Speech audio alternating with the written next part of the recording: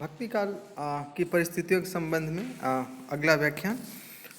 अब तक हमने राजनीतिक परिस्थितियाँ, सामाजिक परिस्थितियाँ, आर्थिक परिस्थितियों की चर्चा की थी और इस संबंध में कुछ बातें जो मूल रूप से पता चली वो ये थी कि भक्तिकालीन परिस्थितियों के अंतर्गत जो सबसे महत्वपूर्ण बात थी वो थी युद्ध का माहौल।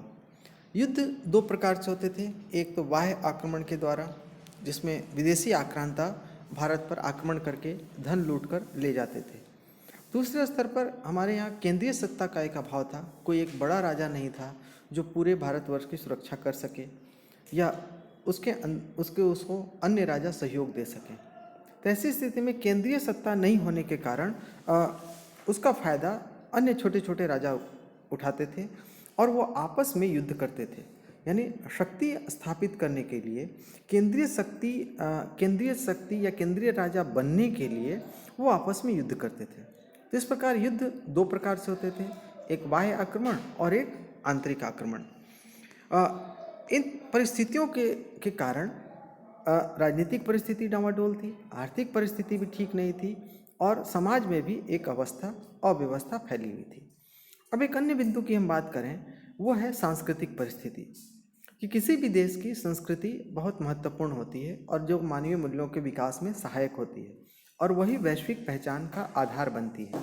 लेकिन भारत के संदर्भ में यदि हम भक्ति काल के समय देखें तो भक्ति काल के पूर्व की जो परिस्थितियां थी या भक्तिकालीन साहित्य रचने से पूर्व की जो परिस्थितियां थी उसमें सांस्कृतिक स्थितियां भी ठीक नहीं थी और एक अपना प्रतिमान नहीं बना पा रही थी।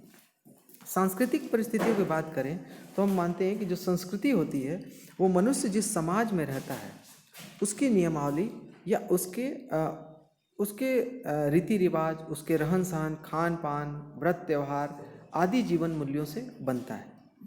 लेकिन जब युद्ध का माहौल हो तो ऐसी स्थिति में व्यक्ति के रीति रिवाज, रहन सहन, खान पान और त्यौहार या जीने का तरीका या जीवन मूल्य बाधित होते हैं और यही कारण है कि बाह्य आक्रमण से भारत की संस्कृति प्रभावित होने लगी। विशेष रूप से भारत गांवों का देश कहा जाता रहा है और गांवों में कृषि संस्कृति को बढ़ावा दिया गया है। लेकिन युद्ध के कारण भारतीय कृषि पद्धति भी या कृषि संस्कृति भी प्रभावित होने लगी थी और राज दरबारों से जुड़े रहने के कारण जो नगर संस्कृति थी उनमें भी प्रभाव आने लगा था, क्योंकि जिस कोटि का राजा आता था वो उस हिसाब से अपनी संस्कृति को लादने की कोशिश करता था। इस तरह से बाहरी संपर्क के कारण हमारे खान पान में भी बदलाव आने लगा और पर्दा प्रथा का बढ़ावा हो गया। यानी बार बार आक्रमण होने से और स्त्री को वस्तु के रूप में समझा जाने के कारण पर्दा प्रथा का प्रचलन भी ज़्यादा जोर शोर से होने लगा या उसका विस्तार हो गया। पहनावे में भी अंतर आ गया। कई नए नए पहनावे भी भारतीय संस्कृति में सम्मिलित होते गए, क्योंकि विदेशों से संपर्क होने के कारण हम उनके रहन सहन, खान पान और पहनावे की भी नकल करने लगे। वस्त्रों में भी काफ़ी बदलाव आया, जैसे सूती, रेशमी और कढ़ाई वाले वस्त्रों का भी प्रचलन होने लगा। उसमें भी कढ़ाई में भी एक नए नए तरह के तरीके या नए नए तरह की आकृतियाँ बनने लगी। रेशमी वस्त्रों में भी नए नए प्रयोग किए जाने लगे। आभूषणों की दृष्टि से देखें तो आभूषणों में भी रत्नों का प्रयोग किया जाने लगा। विशेष रूप से मूंगा या रंगीन पत्थरों का प्रयोग थोड़ा अधिक मात्रा में देखने को मिलता है। ये सब ईरानी प्रभाव के कारण भी थे या अफगानी प्रभाव के कारण थे, यानी विदेशी संपर्क के कारण रंगीन पत्थरों या अन्य मणिकों का भी प्रयोग किया जाने लगा, क्योंकि उस समय ये प्रचलन में आ गए थे। उसी तरह अनेक प्रकार के कलात्मक कला, शिल्प और नृत्य में भी कई प्रयोग देखने को मिलते हैं। विशेष रूप से चित्रकला में ईरानी चित्रकला का प्रयोग होता है और इसी दौरान जो इस्लाम अवलंबी थे, इस्लाम धर्म मानने वाले थे, उनके यहाँ भी वस्तु और चित्रकला में प्रयोग मिलता है। विशेष रूप में इस्लाम में जीव जंतु या इस तरह के जीवित पशु पक्षियों के चित्र को महत्व नहीं दिया जाता है, इसलिए उस चित्रकला में या वास्तुकला में विभिन्न फूल पत्तियों के चित्र उकेरे जाने लगे और वो धीरे धीरे हमारी संस्कृति में प्रचलन में आने लगे। इस दौरान दास प्रथा का भी काफ़ी हद तक प्रचलन दिखता है। विशेष रूप से गुलाम वंश आदि में इनकी बहुत सारी विशेषताएं देखने को मिलती हैं कि पूरा का पूरा एक वंश ही गुलाम वंश के नाम से जाना जाता है। तो इस दौरान मध्यकाल के समय में एक दास प्रथा का भी एक महत्वपूर्ण स्थान दिखता है। संस्कृति के देखें तो मंदिरों में देवदासियां के रूप में भी एक प्रथा मिलती है, जिसमें एक स्त्री उस देवता के नाम पे दासी बन जाती थी, मंदिर में ही रहती थी और उसके साथ कई विकृतियां भी जुड़ती गई। इसी तरह धीरे धीरे इस काल में मूर्ति कला में भी बदलाव देखने को मिलता है। मूर्ति कला में बदलाव इस रूप में देखने को मिलता है कि इस दौरान कुछ ऐसे धर्म थे जो मूर्ति पूजा के विरोधी थे, विशेष रूप से जैसे जैन धर्म या बौद्ध धर्म, उनमें भी उनके महत्वपूर्ण लोगों की मूर्तियां बनाई जाने लगी, जैसे बुद्ध की मूर्तियां बनने लगी या जैन जो तीर्थंकर थे उनकी मूर्तियां भी बनने लगी। तो इस प्रकार मूर्ति कला में भी एक प्रकार का नया प्रयोग देखने को मिलता है। यद्यपि इस्लाम के प्रवेश के समय मूर्ति कला का विकास कई स्थानों पर नहीं हुआ, क्योंकि इस्लाम धर्म में मूर्ति कला को महत्व नहीं दिया जाता। इसलिए इस्लामी आक्रमणकारियों ने कई मंदिरों या मूर्तियों को नष्ट किया, और दूसरी तरफ जो उन्होंने इस्लामिक संस्थान बनाए या मस्जिद बनाए उसमें मूर्ति को स्थापित नहीं किया। तो इसलिए वहाँ पर एक दूसरे तरह की चित्रकारी, फूल पत्ती की चित्रकारी मिलती है, लेकिन वहाँ मूर्तियाँ नहीं मिलती। तो इस तरह हम कह सकते हैं कि बाहरी प्रभाव के कारण कई नए वास्तुशिल्प में बदलाव देखने को मिलता है। वास्तुशिल्प में यदि हम देखें तो अनेक तरह की इमारतों में भी हम देख सकते हैं उस समय संगमरमर के प्रयोग आदि का प्रचलन भी धीरे धीरे बढ़ने लगा। गुंबद का प्रयोग होने लगा, मेहराब का निर्माण होने लगा।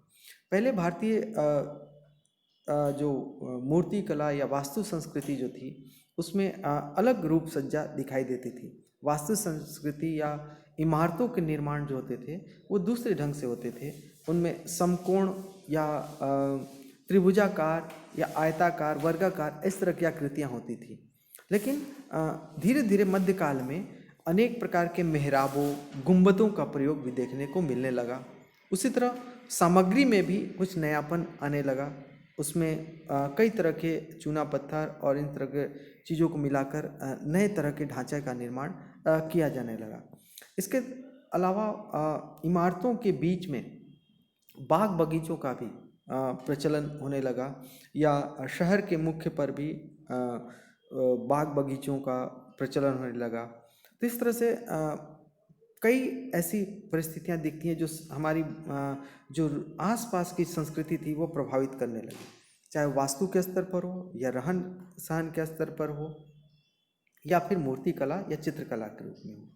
इस दौरान कई तरह के अंधविश्वास भी देखने को मिलते हैं, और विशेष रूप से वो अंधविश्वास आपदा से बचाव के लिए होते थे। जैसे भूकंप या कोई एक महामारी से बचाव के लिए लोगों में एक अंधविश्वास का भी प्रचलन हो गया था, और कई ऐसे छोटी छोटी संस्कृतियों में देवी देवताओं या इस तरह की प्रचलन विधियाँ आ गई थी जो मूल रूप से अंधविश्वास ही कही जा सकती थी। उसी तरह रंग बिरंगे पत्थरों का प्रयोग भी किया जाना एक भारतीय संस्कृति में बड़े पैमाने पर दिखाई देने लगा था। दरबारी नृत्य संगीत और का भी इसमें बोलबाला मिलता है। विशेष रूप से ध्रुपद, ख्याल, कव्वाली आदि का प्रचलन हो गया। 11वीं-12वीं शताब्दी के समय में जब सूफी संस्कृति भारत में पदार्पण करती है और जिसके अंतर्गत ख्वाजा मोइनुद्दीन चिश्ती अजमेर में लोकप्रिय होते हैं, तो उनके साथ साथ एक सूफी संस्कृति का भी विकास होने लगता है जो भारतीय संस्कृति में रंग जाती है। सूफी में इस्लाम और भारतीय संस्कृति दोनों का एक कुछ अंश मिलते हैं, मेल मिलते हैं, और इसलिए धीरे धीरे करके ये सूफी संस्कृति भी भारतीय संस्कृति में एक अपना रूप विस्तार करने लगी और धीरे धीरे कई अनुयायी इसके साथ हो गए। सूफी संस्कृति के लोग ना इस्लाम को मानते हैं, ना हिंदू धर्म को मानते हैं या सनातन धर्म को मानते हैं, बल्कि दोनों में एक दूसरे ढंग के प्रेम भाव को महत्व देते हैं। तो इसलिए हम मान सकते हैं कि जहाँ पर सूफी में मूर्ति पूजा का विरोध किया जाता है, वहाँ पर अपने गुरुओं के प्रति पूर्ण समर्पण का भाव दिया जाता है। इस्लाम में जहाँ पर रंगों का विरोध किया जाता है, वहाँ पर होली आदि रंगों के त्यौहार को सूफी बड़े धूमधाम से मनाते हैं। उसी तरह फूलों की होली या इस तरह के फूलों की चादर, इस तरह के चढ़ावा भी देखने को मिलते हैं जो भारतीय परंपरा के हैं। तो इस तरह से जो सूफी संस्कृति है वो भारतीय और इस्लामिक संस्कृतियों दोनों के मेल से बना हुआ है। तो इसलिए एक नया स्वरूप धीरे धीरे करके भारत में विकास मान रहा और इसको लोगों ने अस्वीकार किया। इसीलिए आज भी दरगाहों पर या सूफी दरगाहों पर हिंदू भी जाते हैं और मुसलमान भी जाते हैं। तो इस तरह के ये जो संस्कृति में एक नयापन आया, ये भी मध्यकाल की एक विशेषता रही कि जिसमें कई तरह की समन्वय की भावना इस काल में देखने को मिलती है कि यद्यपि बाहरी संस्कृति आकर हमारे यहाँ रहती है, घुल मिल जाती है, लेकिन उसके कुछ तत्व मिलकर एक साथ जुड़ जाते हैं। तो ये एक विशेषता के तौर पर देखी जा सकती है कि भक्ति काल में जो सांस्कृतिक परिस्थितियाँ थी वो एक तरह से समन्वयकारी रूप में हो गई। संस्कृति को लेकर एक दूसरे के कारण युद्ध नहीं हुए। संस्कृति अपने आप में मिलनसार थी और भारत में विशेषकर जो सहिष्णुता की भावना थी, जो मेल मिलाप की संस्कृति थी, जो अतिथि देवो भव की परंपरा थी, वो इस रूप में मध्यकाल में भी जारी रही और इसलिए हमने आक्रमणकारियों को भी सम्मान दिया। ये अलग बात है कि आक्रमणकारियों ने बाद में हमारा शोषण किया, लेकिन एक स्तर पर आक्रमणकारियों को सम्मान दिया गया और भारतीय संस्कृति की जो सहिष्णुता थी, जो समन्वय भावना थी, जो पर दुख कारतरता थी, जो परोपकार की भावना थी, वो भक्ति काल में काफ़ी दिखाई जाती है। और यही कारण है कि वो चीज़ें धीरे धीरे दूसरे धर्मों में भी आ गई।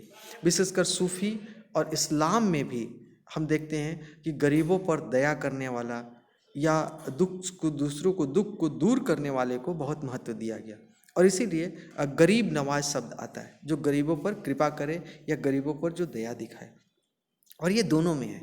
और यही कारण है कि तुलसीदास भी विनय पत्रिका में राम को मेरे गरीब नवाज कहते हैं। और दूसरी तरफ यदि हम देखें तो सूफी में भी जो सूफी संत हैं उनको जो अनुयायी है गरीब नवाज कहते हैं। तो इस प्रकार भारतीय संस्कृति में एक बहुत बड़ी विशेषता थी कि इसने सबको एक साथ समन्वय करने की भावना को स्थापित किया। और विशेषकर भक्ति काल के सांस्कृतिक परिस्थितियों के संदर्भ में हम कह सकते हैं कि भक्ति काल की जो सांस्कृतिक परिस्थितियाँ थी वो अनेक रंगों में रंगी हुई थी। यहाँ बाहरी आक्रमणकारी भी आए, इसमें इस्लाम भी आए, जिसमें सूफी धर्म का भी प्रचार प्रसार हुआ और वो यहाँ रच बस गए और उन्होंने अपना एक अस्तित्व भी यहाँ पर कायम रहा। दूसरी ओर हमारे यहाँ जो जैन धर्म की परंपरा थी, बौद्ध धर्म की जो परंपरा थी या जो हिंदू सनातन धर्म की परंपरा थी, उनका भी पूर्ण रूप से विकास हुआ और वो फलते फूलते रहे। और यही कारण है कि इन सांस्कृतिक परिस्थितियों की समन्वय भावना को भक्ति काल के सभी कवियों ने स्वीकार किया, एक मत से स्वीकार किया। अगर भक्ति काल की एक विशेषता देखी जाए तो हम कह सकते हैं कि भक्ति काल के साहित्य की एक बहुत बड़ी विशेषता थी समन्वय की भावना, और वह समन्वय की भावना ही वस्तुतः भक्ति काल की परिस्थितियों का एक मूल मंत्र है कि इतने बाहरी आक्रमण और इतने युद्धों के बाद भी हमारा समाज टूटा नहीं, हमारा समाज बिखरा नहीं, हमारा देश टूटा नहीं। इसलिए 14वीं शताब्दी की जो सांस्कृतिक परिस्थितियाँ थी वो मेल मिलाप और एकता और समन्वय की भावना पर बल देती है। और यही कारण है कि यदि हम देखें तो चाहे वो सूरदास का साहित्य हो, वहाँ भी समन्वय की भावना। कृष्ण का जो रूप है वो माफ़ करने का रूप है। वो परास्त करते हैं लेकिन अपने दुश्मनों को माफ़ भी करते हैं। अगर हम राम का चरित्र देखें तो राम राज्य में भी राम सर्वशक्तिमान है, ईश्वर के अवतार है, लेकिन वो माफ़ करते हैं। वो दूसरे को, दुश्मन को भी गले लगाते हैं। रावण को मारते समय भी, मृत्यु दंड देते समय भी अंतिम अवसर देते हैं कि यदि तुम्हें भूल का पश्चाताप कर लिया हो, यदि तुम सीता को वापस कर देते हो तो मैं तुम्हें जान से नहीं मारूंगा। दूसरी ओर उसके सखा, उसके भाई, उसके अपने भाई विभीषण को अपने यहाँ रखते हैं। तो इसलिए राम में भी समन्वयवादी चरित्र है, राम में अहंकार नहीं है। ये भारतीय परंपरा की संस्कृति है जो दूसरों को उसकी बुराई को दूर करे। यानी मूल परंपरा ये है कि बुराई से घृणा करो, बुरे व्यक्ति से घृणा मत करो। ये भारतीय संस्कृति का मूल तत्व है जो हम मान सकते हैं कि इसमें भक्तिकालीन संस्कृति में मिलता है। कबीर भी समन्वय पर बल देते हैं। कबीर भी कहते हैं कि सारी बुराइयों को छोड़ो और अच्छे इंसान बनो। और यदि हम जायसी के पद्मावत पढ़ें तो जायसी के पद्मावत में भी समन्वय की भावना मिलती है। तो इस प्रकार भक्ति काल की जो सांस्कृतिक परिस्थिति थी वो समन्वय और मानवीय मूल्यों को महत्व देती थी, जो आगे चलकर भक्तिकालीन साहित्य में ध्वनित होता है। इसीलिए साहित्य को समाज का दर्पण कहते हैं कि कवियों ने उस समन्वय भावना को अपने साहित्य में वर्णित किया और वही समन्वय भावना आज भी अक्षुण्ण बनी हुई है। इसलिए हम कह सकते हैं भक्तिकालीन जो साहित्य है वो समन्वय, एकता पर बल देती है, जिसे हमारे कवियों ने स्वीकार किया और यही स्वीकार करना भारतीय संस्कृति के मूल तत्व की विशेषता है। और यही कारण है कि आज भी भक्तिकालीन साहित्य हमारे लिए लोकप्रिय और सार्थक दिखाई देता है। अगली कक्षा में हम कुछ भक्तिकाल की धार्मिक परिस्थितियों की बात करेंगे।